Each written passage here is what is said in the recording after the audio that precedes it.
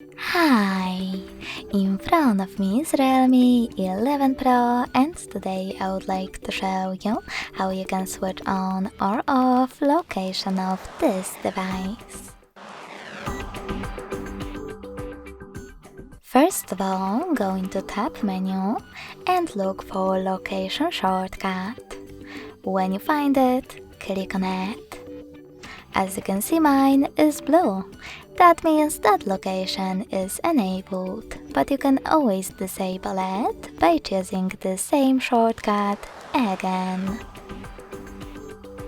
If you want to, you can also go into Settings, scroll down and click on Location section.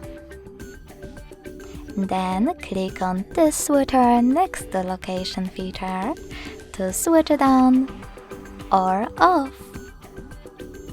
Thanks so much for watching. If you enjoyed this video, leave a like, comment and subscribe.